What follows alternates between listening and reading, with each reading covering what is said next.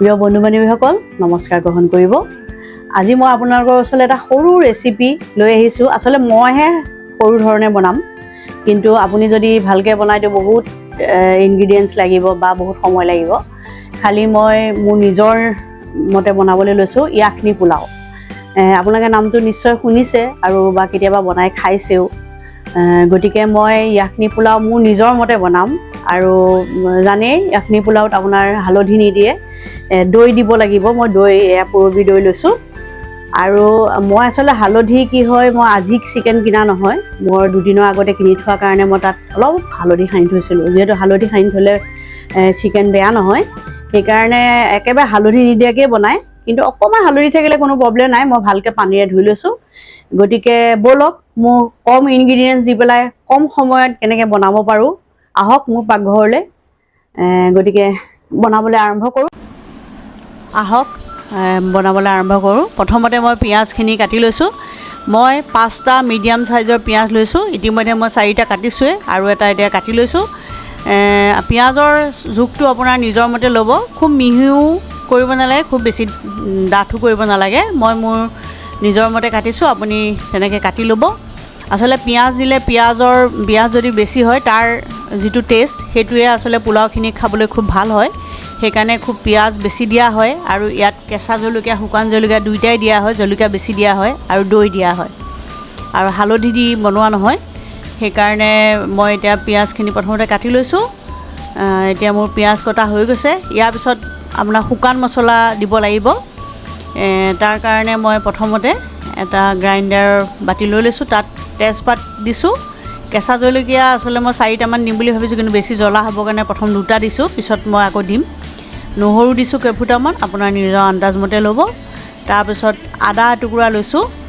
এই মছলাখিনি আচলতে আমাৰ নিজৰ মতে দিব। যদি জ্বলা বেছি খায় কেঁচা জলকীয়া আৰু দিব।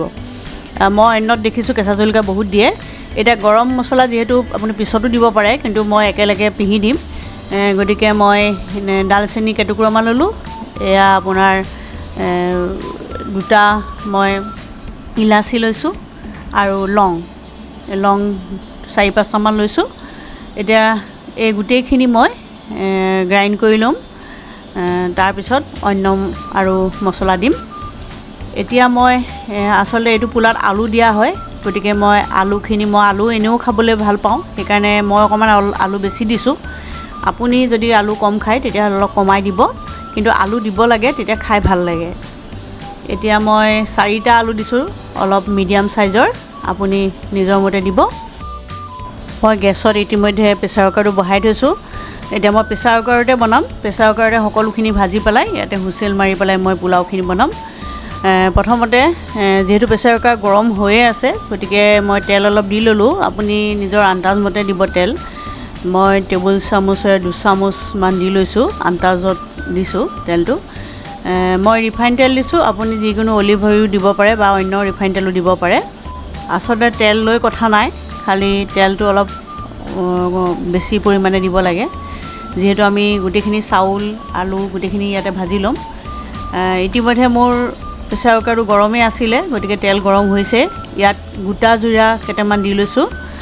তেজপাত ইতিমধ্যে মই যিহেতু পিহিয়ে লৈছোঁ, গতিকে মই তেজপাত দিয়া নাই। গোটা জিৰাখিনি দি পেলাই ইয়াত কাটি লোৱা পিঁয়াজখিনি দি লৈছোঁ। গোটেইখিনি পিঁয়াজ দি লৈছোঁ। দি লৈ পেলাই ভালকৈ লৰাই দিম।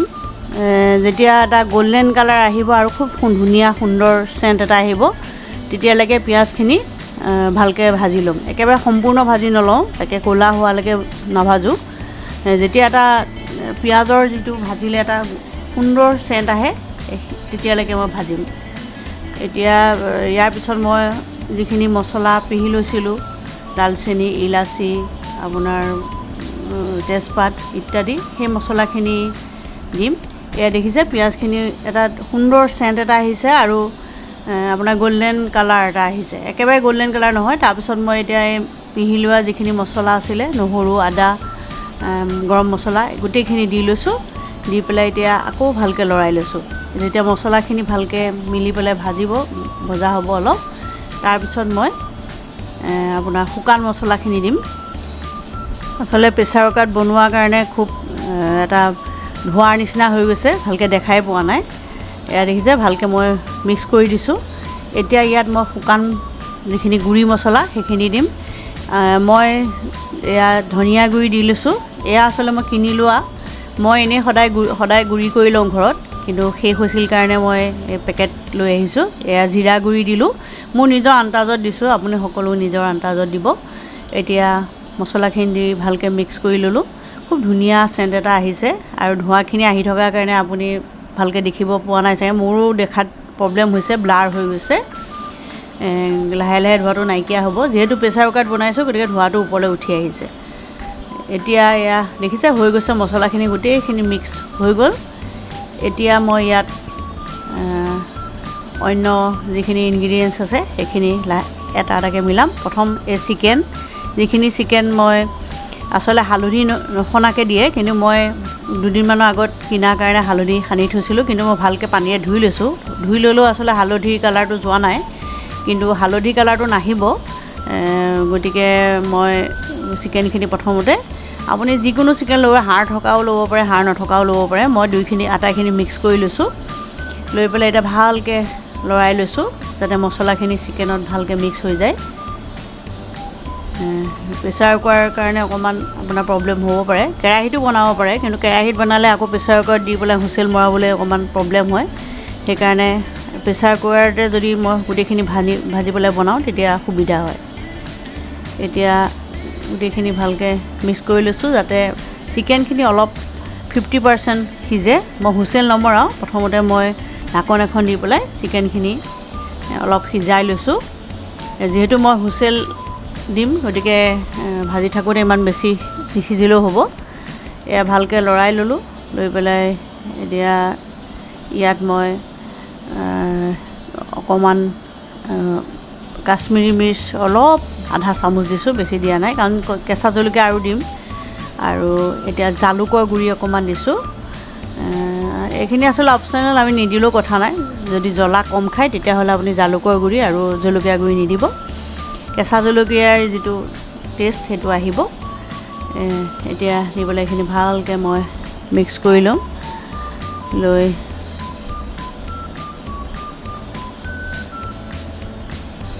গোটেই মছলাখিনি যাতে মিক্স হৈ যায় সেইকাৰণে ভালকৈ লৰাই ল'লোঁ।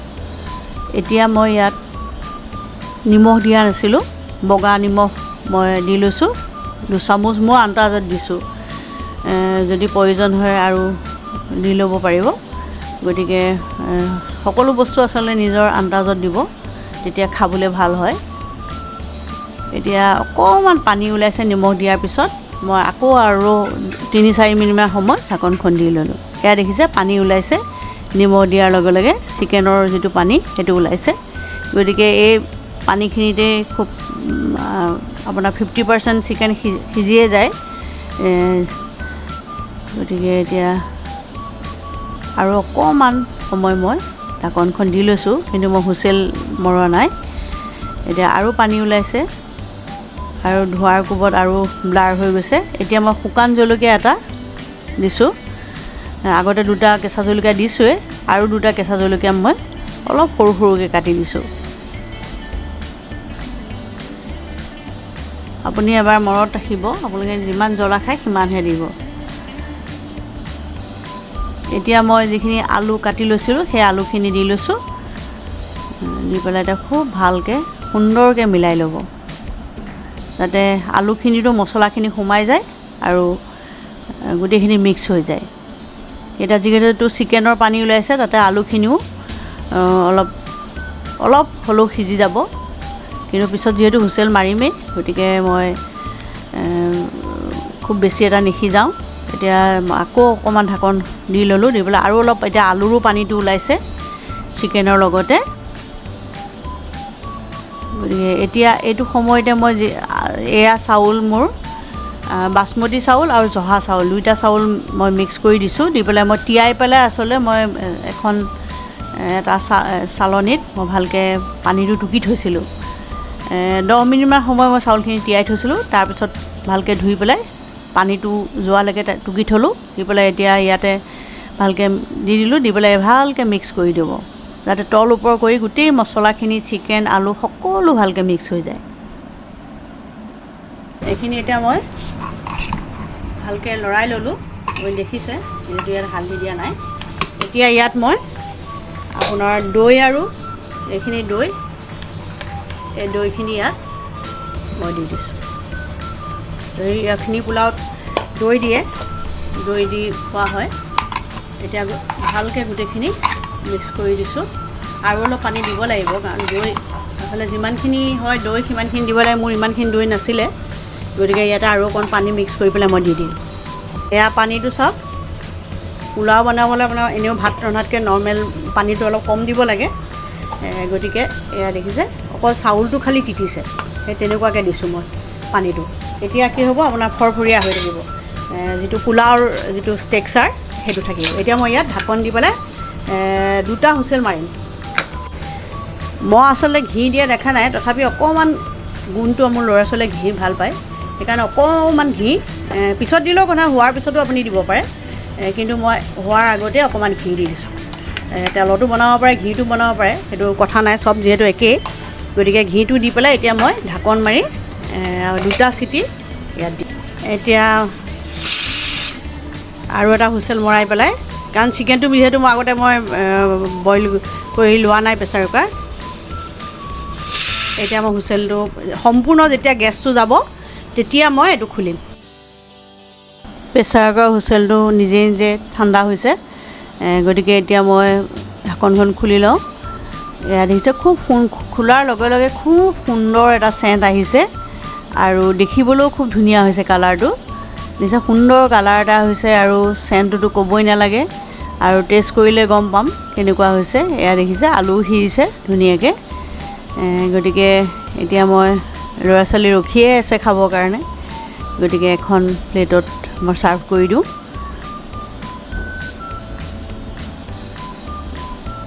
এয়াকে দেখিছে, সুন্দৰ কালাৰ, সুন্দৰ চেণ্ট, আৰু গৰমে গৰমে গোন্ধটো একদম পূৰা নাকত লাগিছে। আপোনালোকেও এবাৰ এনেকৈ বনাই চাবচোন, আৰু তেনেকৈ নিজৰ ফেমিলিক বনাই পেলাই খুৱাব পাৰিব ল'ৰা ছোৱালীক। ল'ৰা ছোৱালীয়েতো এনেকৈ সজাই দিলে খাই খুব ভালেই পায়। মই আচলতে মাজে মাজে এনেকৈ বনাওঁ, আৰু নতুন নতুন বস্তু বনাই আচলতে মই ভাল পাওঁ, আৰু এনেকৈ সিহঁতক সজাই পেলাই সদায় দুপৰীয়া লাঞ্চত বা ডিনাৰত খাবলৈ দিওঁ। আৰু মই এতিয়া প্লেটখনত দেখিছোঁ, সুন্দৰকৈ মই কণী বইল আৰু পিঁয়াজ ধনিয়া দি এনেকৈ ধুনীয়াকৈ গাৰ্নিচিং কৰি দিলোঁ। আচলতে ধুনীয়াকৈ সজাই দিলে সিহঁতে খাবলৈ ভাল পায়, আৰু সদায়তো আমি কেতিয়াও এনেকৈ সজাই নিদিওঁ। কেতিয়াবা কেতিয়াবা যেতিয়া ৰেকৰ্ডিং কৰোঁ বা আপোনালোকৰ লগত শ্বেয়াৰ কৰোঁ, তেতিয়া এনেকৈ বনাই পেলাই আচলতে মই ধুনীয়াকৈ সজাই দিওঁ। বন্ধু বান্ধৱীসকল, মই আপোনালোকৰ আগত য়াখনি পোলাও বনাই শ্বেয়াৰ কৰিলোঁ। গতিকে আপোনালোকে এবাৰ বনাই চাব, আৰু কেতিয়াবা যেতিয়া দুপৰীয়া আপোনাৰ অন্য তৰকাৰী বনাবলৈ মন নাযায়, তেতিয়া আপোনালোকে এনেকৈ পোলাও বনাই পেলাই ল'ৰা ছোৱালীক দিব পাৰে। তেতিয়া খুব সহজ ধৰণে সোনকালে হৈ যায়, আৰু কম বস্তু লাগে।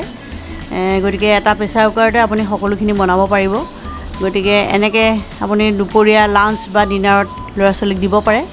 বন্ধু বান্ধৱীসকল, আশা কৰোঁ আপোনালোকে এবাৰ বনাব আৰু সকলোকে পৰিৱেশন কৰিব।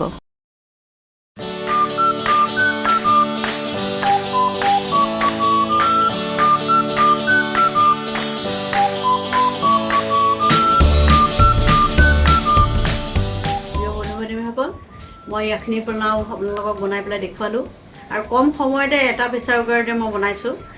গতিকে আপোনালোকে এবাৰ বনাই চাবচোন, কম ইনগ্ৰিডিয়েণ্ট আৰু সহজতে আৰু সোনকালে হয়।